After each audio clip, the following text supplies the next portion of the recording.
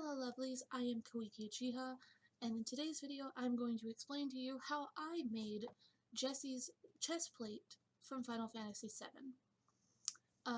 This game was remade this year in 2020, and I have been binge playing it, and I saw Jessie's armor as soon as she was introduced, and I'm like, I really want to make that. I have been in love with the character and all that stuff, and because I grew up on Final Fantasy, and Final Fantasy VII was actually one of my very first Final Fantasy games. It is like nostalgia to me that they have basically remade my game in a more up-to-date, design.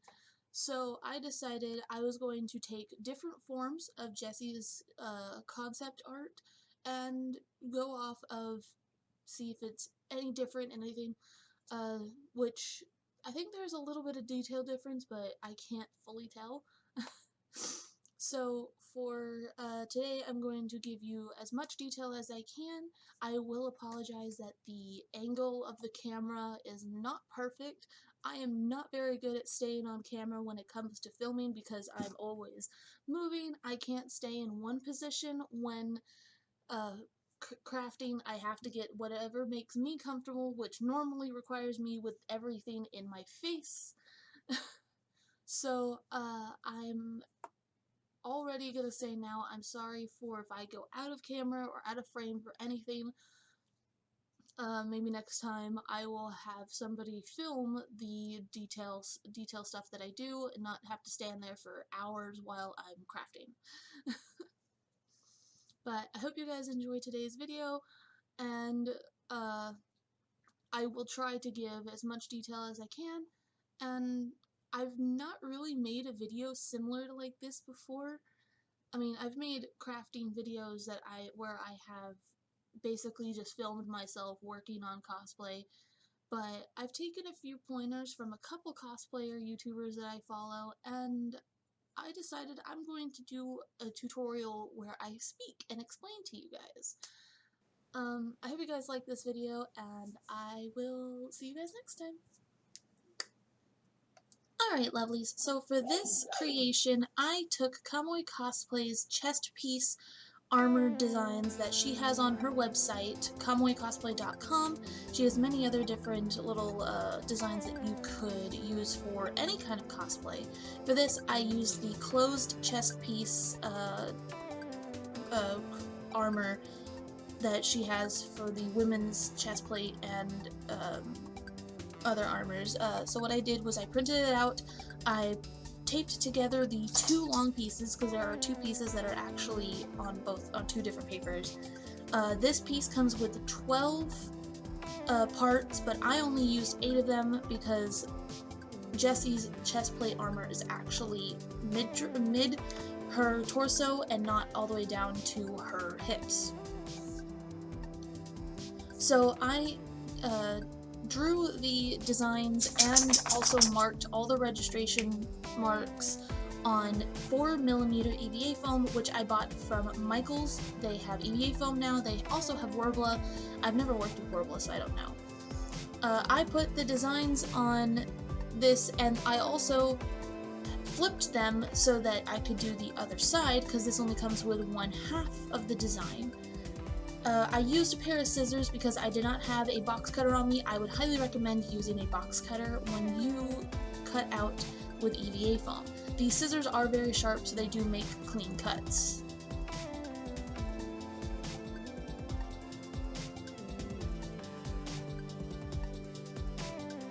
Right, here I am attaching the two pieces together from the registration marks. Some of the registration marks did not align very well, but that was my fault because I made them so wonky. But I did use a hot glue gun. I do not recommend using a hot glue gun, especially for armor pieces, because you can see how horrible the registration marks are. Well, not the registration marks, sorry, the lines are. You can see the lines through thick and thin. I highly recommend using contact cement. You can see on other cosplayer videos like Kamui Cosplay, Jessica, and Kinpatsu Cosplay, they have very good recommendations for other glues you can use, like contact cement and everything else.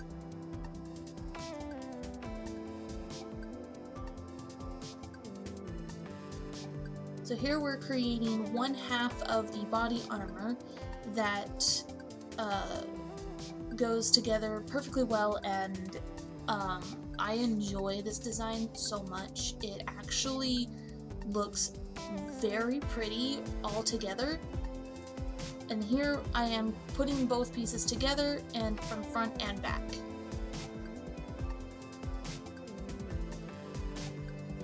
Next, I took a reference photo that I had on my phone and my pen and took the made a mark of where her armor actually goes down, because this armor goes up to your neckline.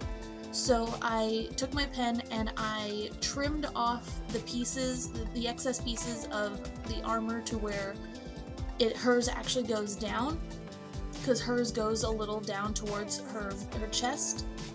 And on the back, she has it also a little lower, so I made the mark. I did not connect the back because I had a plan for it in the end.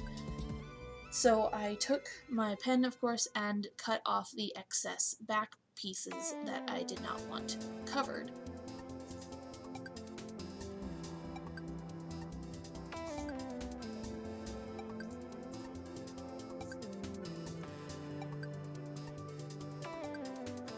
So this next part, though, I will admit I did have some help from my husband. I put on the armor and I measured the distance that was missing from the part on my back. He told me it was an 8-inch gap between both back pieces. I would highly recommend checking out Convoy Cosplay's video about expanding the designs for these, because I did not do that. I went off the base design and I did not expand the pattern piece. So I took the 8-inch mark that my husband made for me and I put them together onto the back part, and then after that I put it on again, asked him to make a mark, folding them over, and I cut off excess foam for where the body sat, and I put on some Velcro strips so it was an easy attach into the back of the body armor.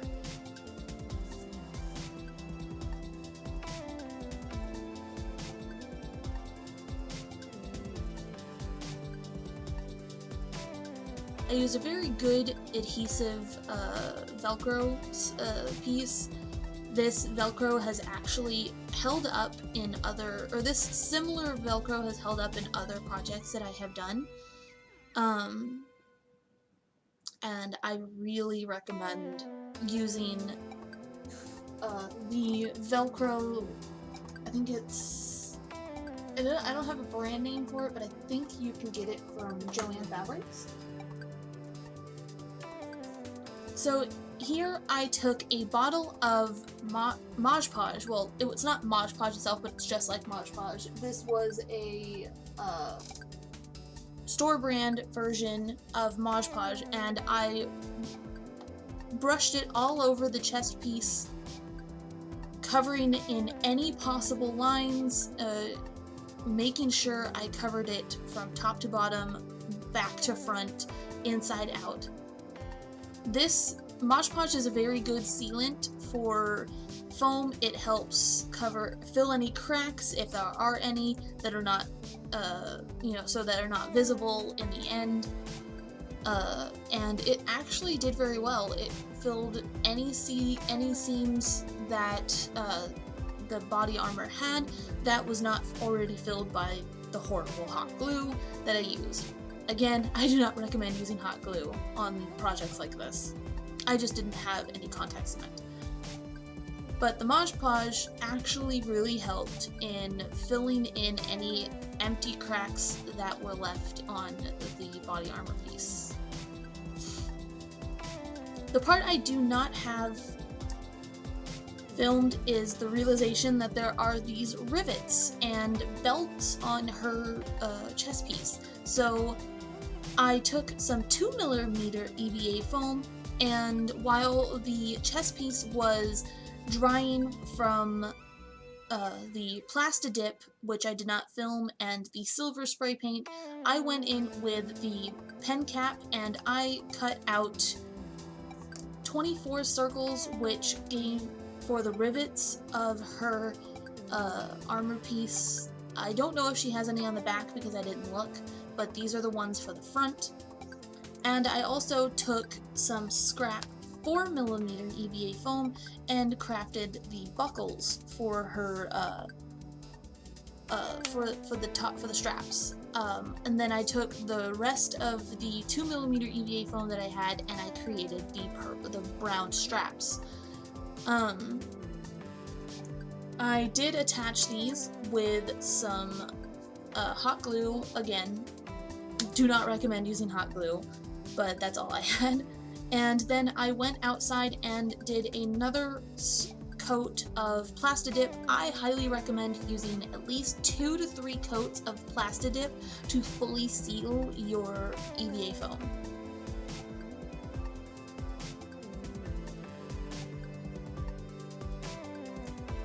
So she has 8 rivets on either side of her body armor piece, and she has 2 in the chest and 2 on the straps and 1 that holds the leather armor. After I sprayed it with silver paint, I went inside with some metallic gold and painted the rivets, and then of course because her straps are not connected, I cut off at a very low point for me. I should have cut it off a little higher, but I cut off the strap pieces so I could connect it with the buckle and the faux leather EVA foam. I went in with the 4mm EVA foam for the buckles, and with the design on my computer screen, I then went in and created the leather straps and put it all together in a best design I could do with going off of, freehanding. Her design, the buckles don't really have a full proper connection like a normal buckle would, so I just basically took a square, kind of like cut out a hole in it, and then put the 2mm EVA foam through it as if like the buckle is just sitting there. This was probably my least favorite part because the second I tried it on, they snapped, so I had to redo it again, so I will apologize if the ending result does not look exactly the same. But yeah, I went in and painted everything. I did not spray this part because I'm bad about that. It was a last minute detail realization. But yeah, that is basically it.